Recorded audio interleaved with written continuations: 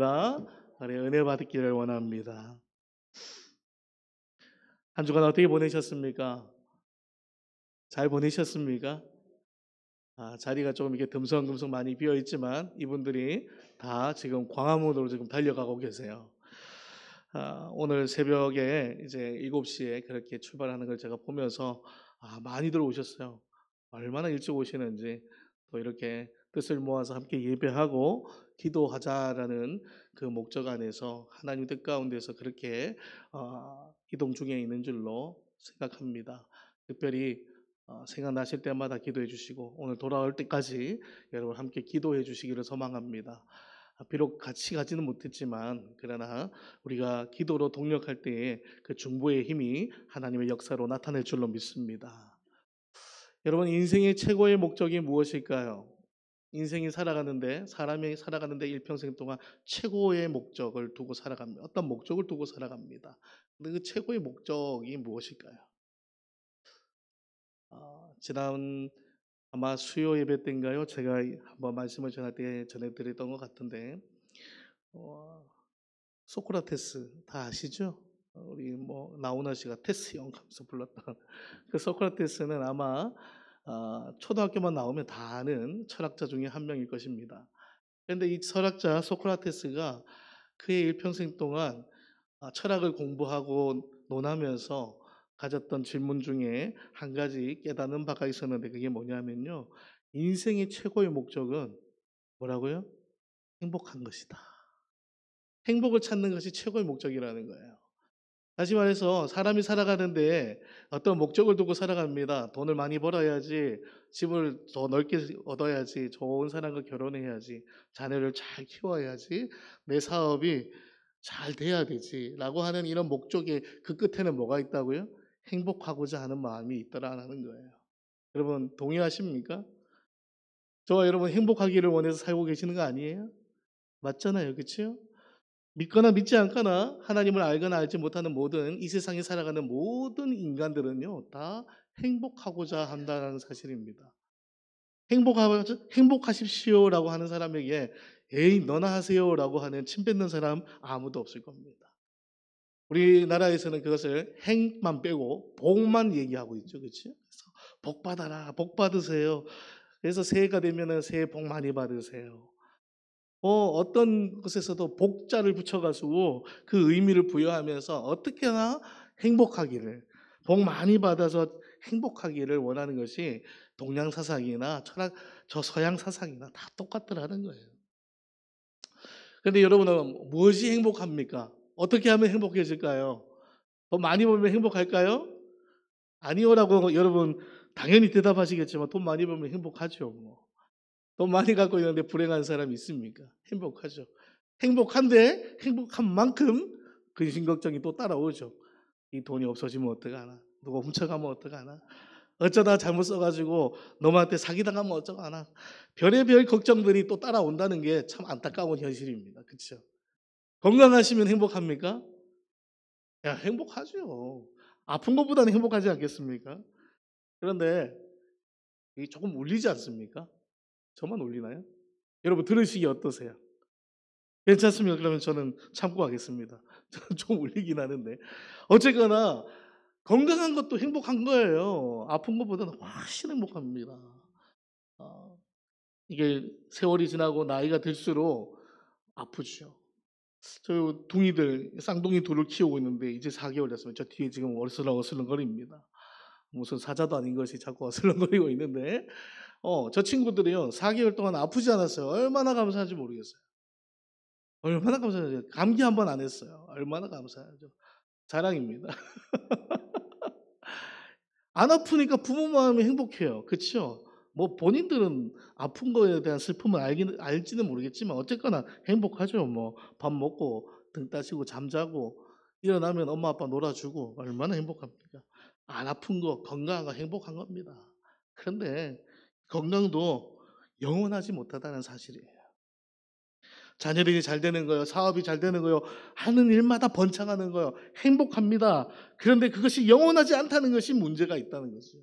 소크라테스는 인생의 최고의 목적은 행복이다라고 얘기하면서 그가요 평생에 그 행복을 찾기 위해서 뭐 여러 가지 어려운 말들을 써가면서 인간의 존재 위에 또 다른 초월적인 존재를 이야기하면서 그걸 구도자적으로 찾아가면서 근데 평생 그는요 하나님 알지 못한 채 죽었다는 사실입니다.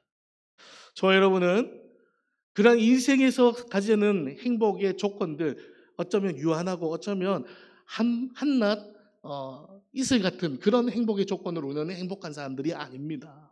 우리는 무엇으로 행복합니까? 누구로 행복합니까? 하나님으로 말미암아 행복한 자인 줄로 믿습니다. 할렐루야. 저와 여러분은 영원하신 하나님 오늘도 신실하셔서 우리의 기도에 귀 기울이시고 우리의 눈물과 우리의 아픔을 아시고 위로하시고 세우시는 그 하나님으로 인하여 우리는 늘 행복한 자이기를 간절히 소망합니다. 그런데 그 행복하다는 그 조건 잘 알면서도 하나님으로 행복하기보다는 여전히 우리는 조금 더 많이 버는 것에 행복하고 누군가가 나를 알아주는 것에 대해서 행복해하다는 것은 어쩔 수 없는 우리 인간의 연약함입니다. 자, 오늘 종교개혁주일이에요. 여러분 종교개혁주일 여러분 마음에 와닿고 뭔가 이렇게 강한 어떤 동기부여가 되시는지는 잘 모르겠습니다. 그런데 이 종교적 그러니까 우리 기독교 안에서는 굉장히 중요한 사건입니다. 오늘 이 종교개혁주일 날 특별히 이 요한복음의 예배에 대해서 말씀하시는 걸 가지고 함께 은혜를 나누기를 원합니다. 종교개혁은 1517년 10월 31일 마틴 루터라는 성직자가 수도자가 수도원에다가 95개의 반박문을 딱 붙이면서요. 그때부터 이제 시작된 것이 종교개혁의 출발점이긴 합니다. 그러나 루터 혼자서 다 한 건 아니고요. 수많은 신학자들이 계속 나오면서 이 종교개혁은 근 500년 이상 계속 이어져 가서 그렇게 오늘날 우리의 개신교, 개혁교회가 이루어지고 그렇게 성경적으로 하나님 앞에 예배하는 것으로 세워졌다는 사실은 아마 조금 공부하시고 알고자 하시면 다 아는 내용입니다. 그런데 그 루터가 세운 오늘 기도하셨던 우리 집사님께서도 말씀하셨지만 세 가지의 중요한 포인트를 가지고 개혁을 시작하는데 그게 뭐냐 하면요. 왜요? 오직 믿음으로 구원받는다라는 거예요. 할렐루야. 당시에 이 중세 교회 안에서 일어났던 수많은 행위들은요. 성경적인 것 같으나 비성경적인 것들이었어요. 왜 그러냐 했더니 하나님의 말씀을 빙자한 자기의 주머니 체험이었고요. 교회의 부강함, 교회의 부요함을 추구했던 수많은 잘못된 종교 지도자들 그것을 묵과했던 교회들에 대한 루터의 엄청난 반발로 일어난 거예요. 그래서 말씀을 들여다봤더니 말씀에 그렇게 되어 있지 않더라는 거예요. 구원은 한낱 종이 쪼가리에 이르지 않고 한낱 구도자적인 행위, 무릎을 꿇고 성전을 향하여서 기어 올라가면서 피가 나도록 그렇게 자기를 자해하고 그렇게 결박해서만 이루어지는 것이 아니더라는 거예요. 믿음으로 된다는 사실을 깨달았어요. 로마서에 있는 말씀대로. 그래서 그가 무엇이 잘못됐는지를 95개조로 쫙 적어서 교회에 오늘날 일어난 잘못된 것들을 쫙 고발한 겁니다. 두 번째는 뭡니까? 믿음으로 하는 이 말씀이 어디 있더라는 거예요? 성경에 있더라는 거예요. 그래서 오직 우리가 봐야 할 것은 성경이다라는 거예요. 그리고 이 은혜는 이 믿음으로 인한 성경을 통해서 믿음으로 구원에 이르는 데에는 누구의 역할이 크다고요? 우리 인간의 역할은 아무것도 없고 오직 하나님의 은혜다. 할렐루야. 저와 여러분은 말씀을 통해서 하나님이 누구이시고 내가 어떠한 존재인가를 깨닫고 하나님을 믿는 믿음 안에서 하나님의 일방적인 은혜로 우리는 구원받은 자인 줄로 믿습니다. 여러분 구원받는데 여러분이 뭔가 하신 것 있다면 저에게 나중에 한번 알려주십시오. 돈을 좀 지불하셨습니까? 뭔가 수고를 좀 하셨어요? 우리가 한 건요. 하나님을 믿는다는 고백밖에 없었어요. 그런데 누가 우리를 구원하셔요? 하나님이 일방적으로 우리를 구원하셔요. 할렐루야. 그것이 오늘 저에게 기쁨이고 여러분에게 기쁨이 되고 삶의 행복의 근원이 되기를 소망합니다. 안셀무스라는 신의 존재 증명을 위해서 수많은 저서를 통해서 신은 존재하는가 라는 것을 찾았던 신학자이자 철학자 안셀무스가요, 이런 책을 적었어요. 왜 하나님은 인간으로 오셨는가? 왜 하나님은 인간으로 오셨는가? 누구 얘기하는 겁니까? 예수님에 대해서 얘기하는 거예요. 왜 하나님은 인간으로 오셔야 하는가를 적을 때 그 적었던 그 책을 왜 적었냐 했더니 한 제자가, 한 사람이, 보소라는 사람이 자기에게 찾아와서 그렇게 묻는 거예요. 왜 하나님은 인간으로 오셨어요? 말합니까? 그때 이 안세무스가 그 질문자에게 뭐라고 얘기하냐면, 당신은 당신의 죄의 값이 얼마나 큰지를 알지 못합니다.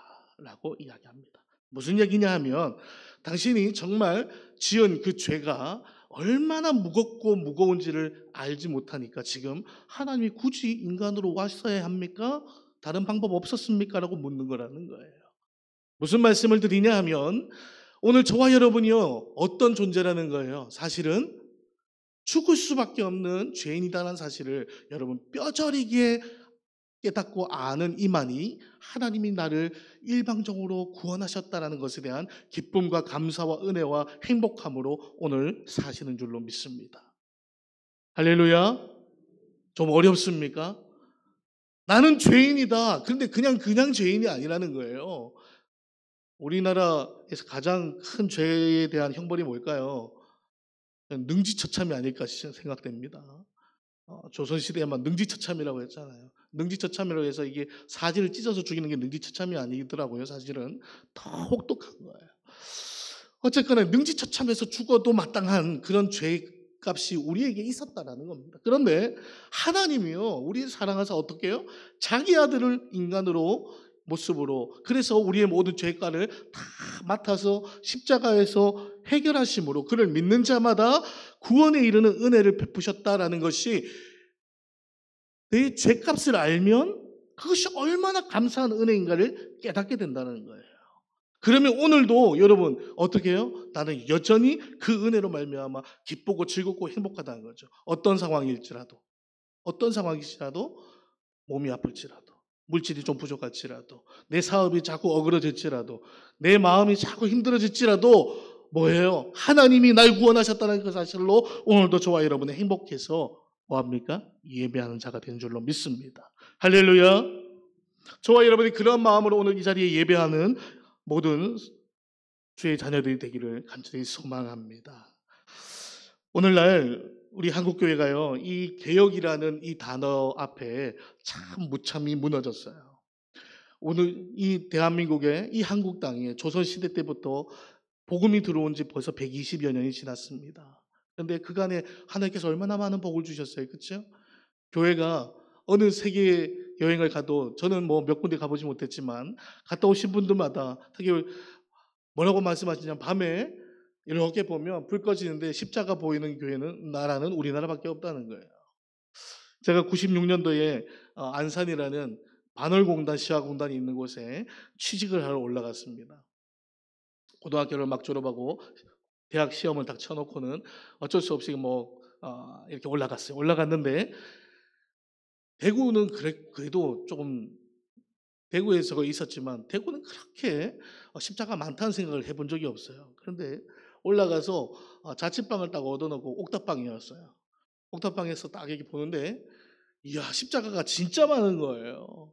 근데 서울은 얼마나 많았을까요? 지금은 대구도 어마어마하게 많습니다. 빨간 십자가, 하얀 십자가, 녹색 십자가, 별의별 십자가. 저는 그때 참 우스갯소리지만 하얀 십자가 처음 봐가지고 이단인 줄 알았어요. 십자가는 무조건 빨개야지, 하얀 십자가는 뭐야? 혹시 하얀 십자가 이단이라고 생각하시는 분 저만 있습니까? 아마 여기도 한두 분 계시지 싶은데, 십자가는 색깔이 중요하지 않습니다. 여기 제가 지금 갖고 있는 스톨 색깔하고 똑같은 색깔로 여러 개, 4가지 색깔이 나올 수 있어요. 어쨌거나 십자가가 많다는 것은 뭘까요? 물론 그 십자가 걸면 다 온전한 교회겠냐 묻겠지만, 그러나 그 중에 몇 개 빼놓고 다 하나님 앞에 예배하는 교회잖아요. 할렐루야. 120여 년 동안 하나님께서 교회들을요, 그냥 아브라함에게 약속하시던 모리알보다도, 하늘의 별들보다도 많게끔 이 땅 가운데 부으셨어요. 그리고 예배할 처소가 없어서 예배 못하는 사람이 없을 만큼, 오늘 이 나라는 복을 받았습니다. 그런데 여전히 그 복 가운데서 우리는 허랑망탕한 예배를 드리더라는 거예요. 죄송합니다. 이런 표현 드려서. 우리 이 나라 가운데 복을 주신 하나님의 그 복 앞에서 우리는 무너졌습니다. 어떻게 무너집니까? 도덕적으로 무너집니다. 성직자, 교회 목회자들이, 리더들이요, 무너집니다. 성적으로 타락하고 물질적으로 타락하고요. 교회도요, 똑같습니다. 건물 짓는 것에 막 목숨을 겁니다. 대형 교회를 향하여서 얼마나 달려가는지 모릅니다. 사람이 많이 오는 부흥하는 교회가 얘기하는 것이 아닙니다. 교회 건물을 화려하게 짓는 거죠.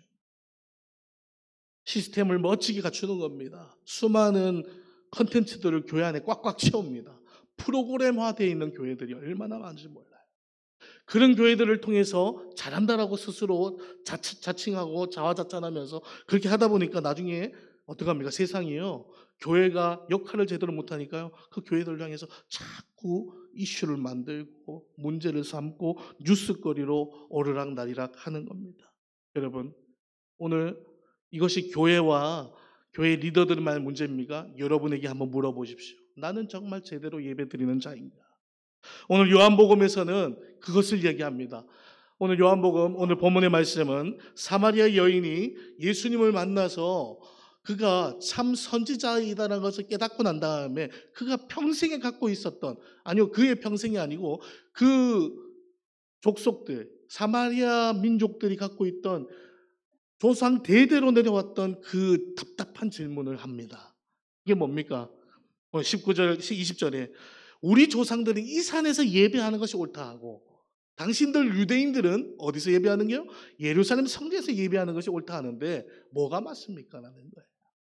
왜 이런 질문을 하느냐 하면 남북으로 북이스라엘 남유다가 되면서요, 솔로몬 이후에, 물론 다윗 때부터 이미 유다 족속과 10개의 다른 족속들이 서로 등을 좀 지긴 했습니다만 결론적으로는 여로보암과 르호보암 시대에 남유다와 북이스라엘로 나눠지면서 예루살렘 성전에서 예배해야 한다는 것이요, 서서히 희석되면서 남유다가요, 길을 차단해 버려요. 그러면서 북이스라엘 사람들이 예배 처소로 내려오지를 못하니까 어디 갑니까? 그 중간에 있는 그리심산, 하나님의 산이라고 하는 그리심산에 가서 예배하기 시작했고 그것이 평생의 그들의 예배 처소가 됩니다. 그런데 사마리아인들이요, 마음에요, 자꾸 유대인들이 너희는 성전에서 예배드리지 않기 때문에 예배드리지 못 않는 거라고 이야기를 하거든요. 이 사마리아인 여인 마음에도 그게 고민이었어요. 어디서 예배하는 게 중요한지 오늘 속 시원하게 오늘 선지자께 한번 들어보자. 그래서 물었더니 예수님께서 명쾌하게 답을 내시는데 뭐라고 되시는 줄 한번 보십시오. 여자여 내 말을 믿으라. 어디서요? 이 산에서도 말고 예루살렘에서도 말고. 그럼 어디서 드리라는 겁니까? 어디서 드리라는 걸까요? 성전이 중요한 것이 아니다라는 거예요. 할렐루야.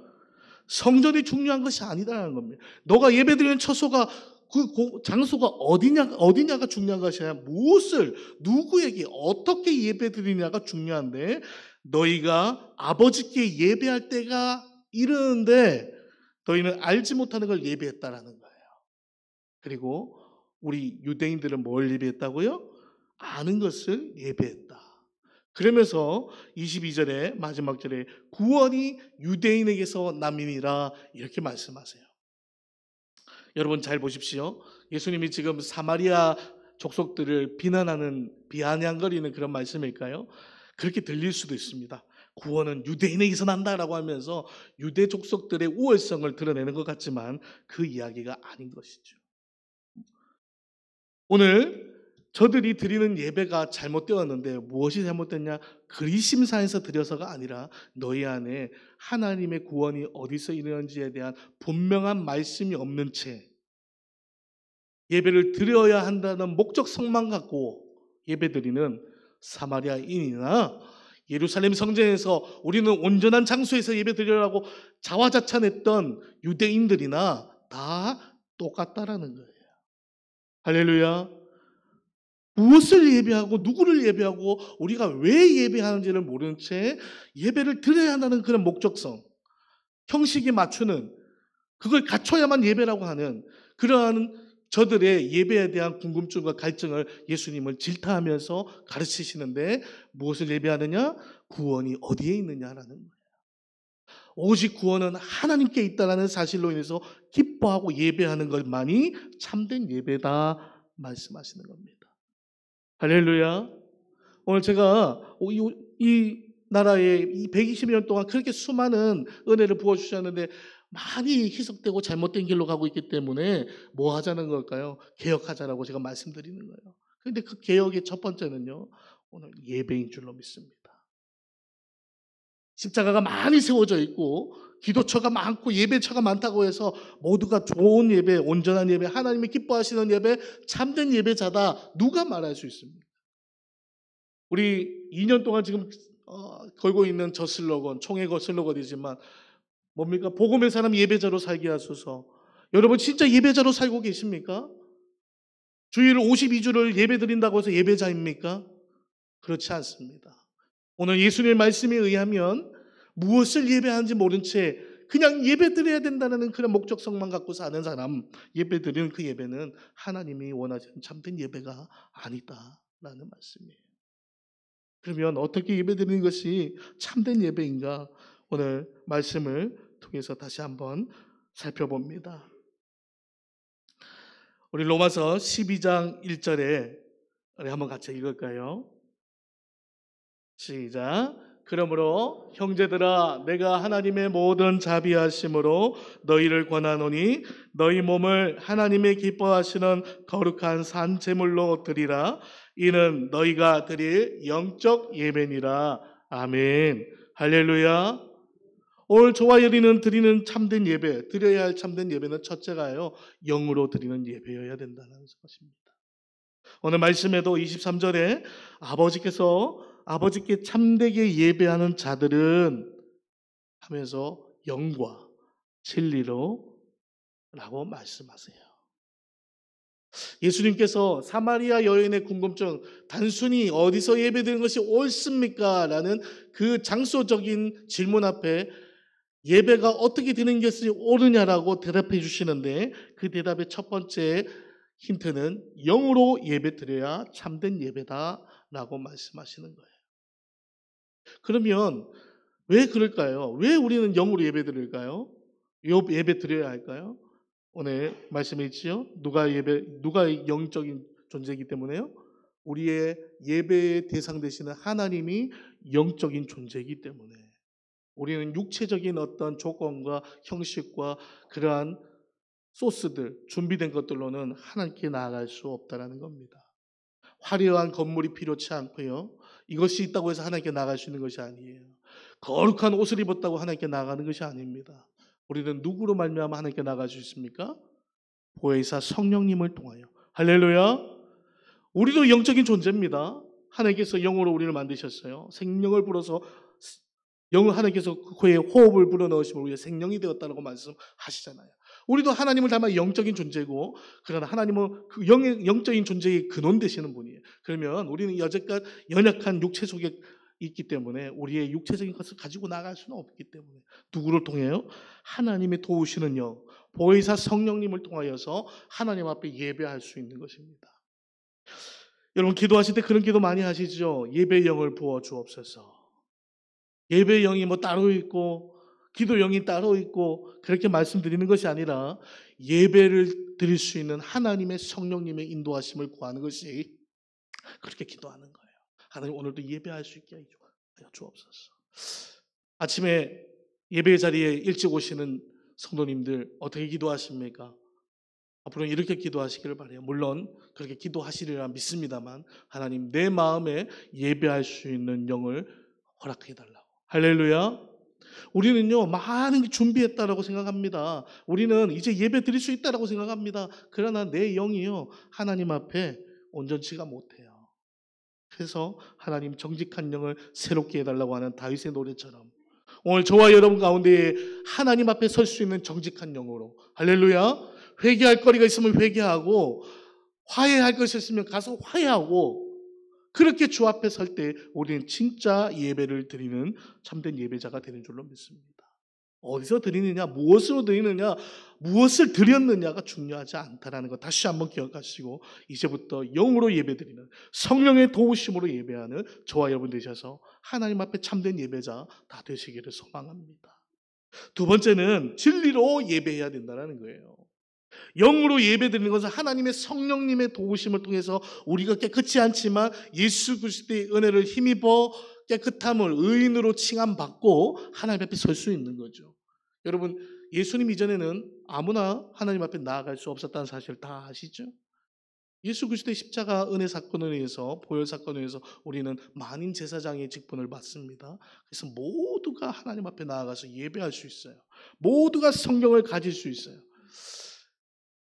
1517년 이전에는요, 성경이 일반인들에게 제공되지 않았습니다.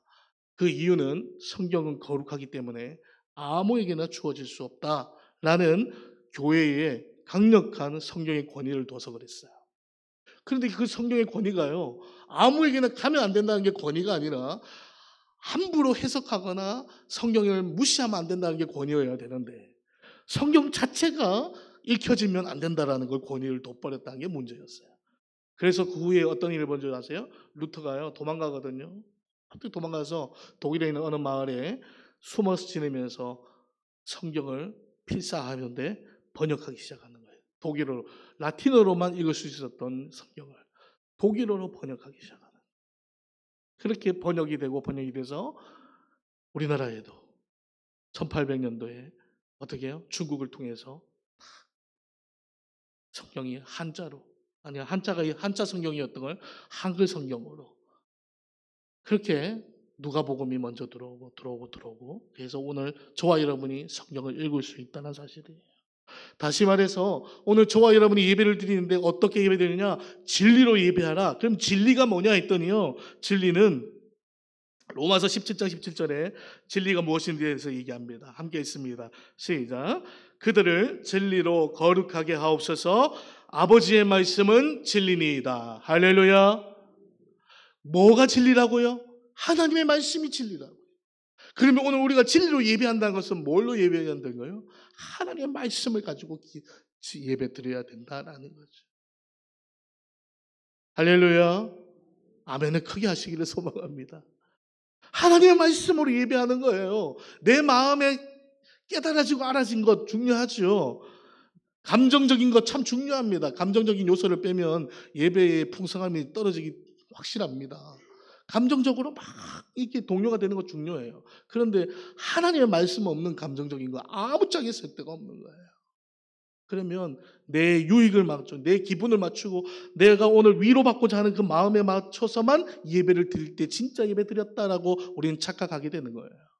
여러분 한번 생각해 보세요. 수많은 사람들이 예배 드리러 와서 오늘 예배 성공했다는 사람이 있고, 아 오늘 예배 별로다, 이렇게 마음먹고 가는 사람이 있더라는 거예요. 왜 그럴까요?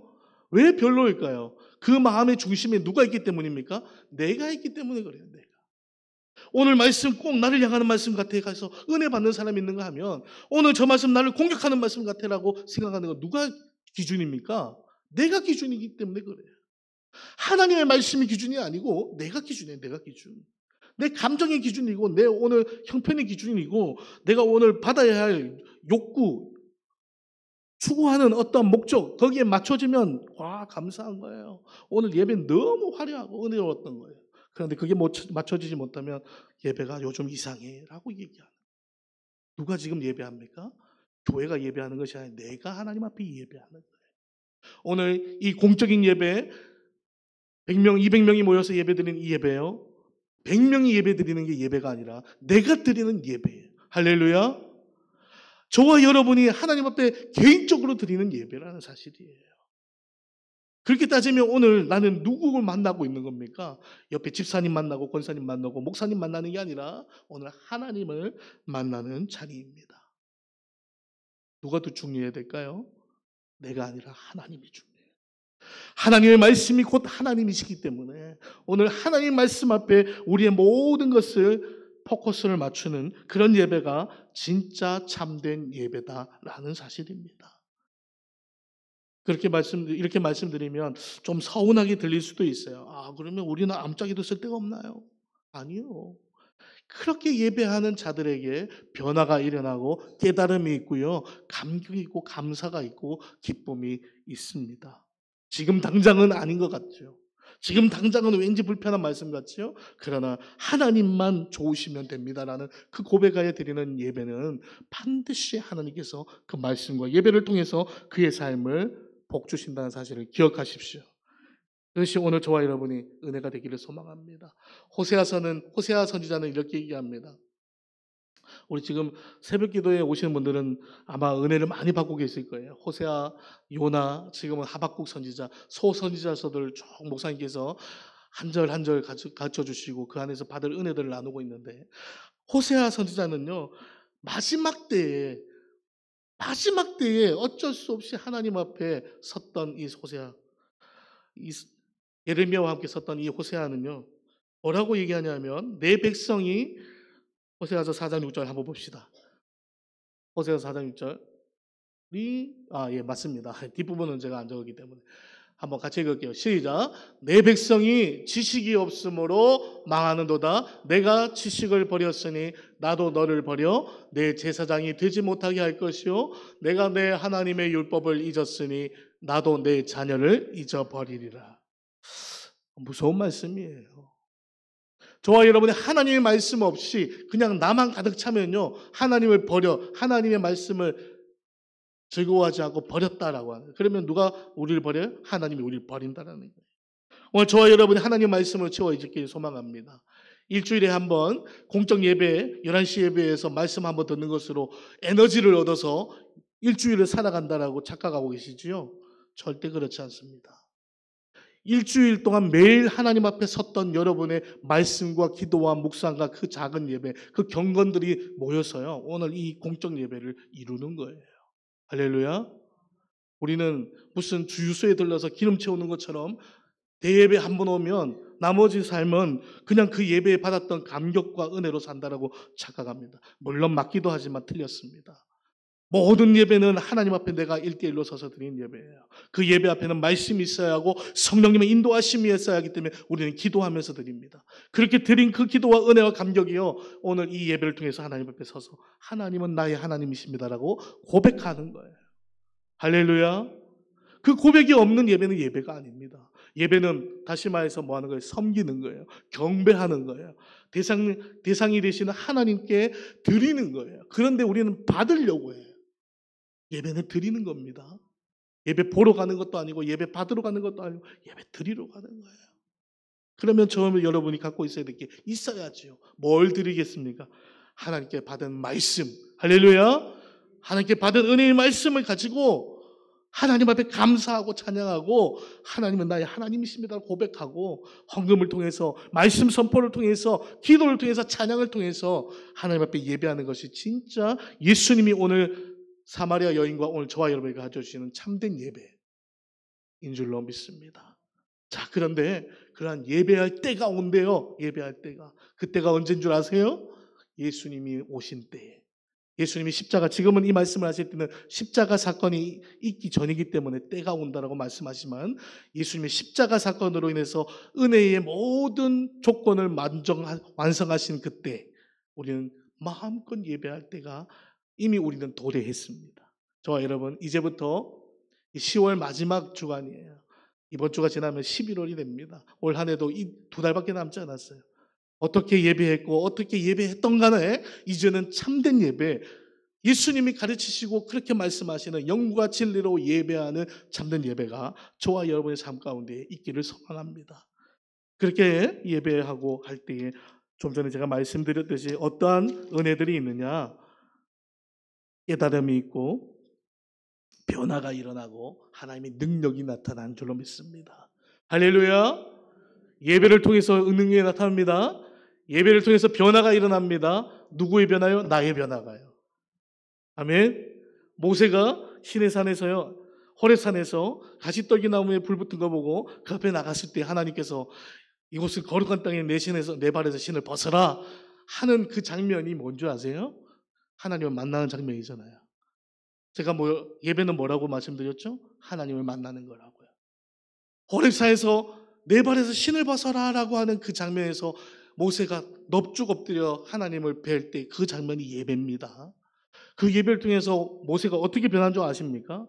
40년 동안 도망가고 폐잔병으로 절망 속에서 자기는 왕자가 되고 앞으로 바로가 될 거라고 생각했는데 히브리인들을 쳐 죽이는 저 애굽인들을 보면서 분노 조절 못 해가지고, 그렇죠? 분노 장애가 있는지 어쨌거나 한 명 죽여놓고는 나는 쓸데없는 인간이야.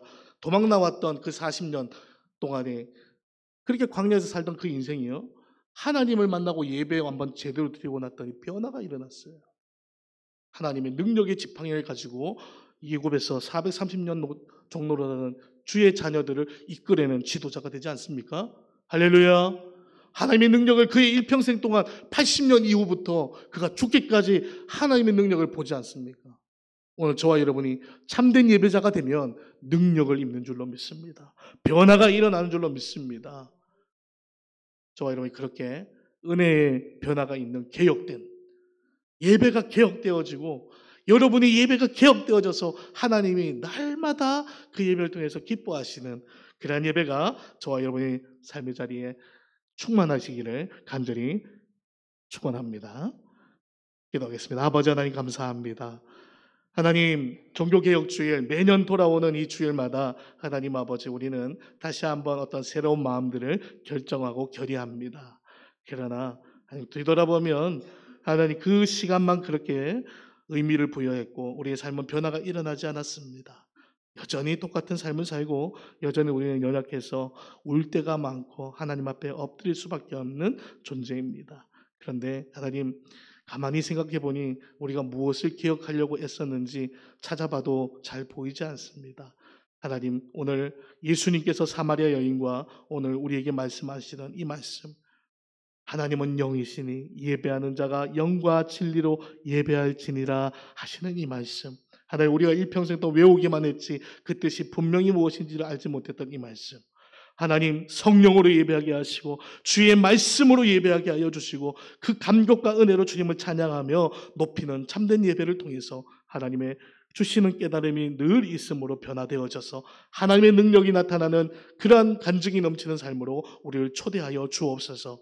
그렇게 하나님, 날마다 우리의 개인의 예배, 작은 예배, 큰 예배든 하나님 공적 예배든 모이는 예배든 회중 예배든 하나님 개인의 경건의 예배든 모든 예배 가운데에 하나님의 영으로 드리게 하시고 말씀을 가지고 드리게 하여 주시고, 그래서 하나님이 주시는 은혜로 다시 한번 세워지는 하나님 주의 자녀들 다 되게 하여 주옵소서.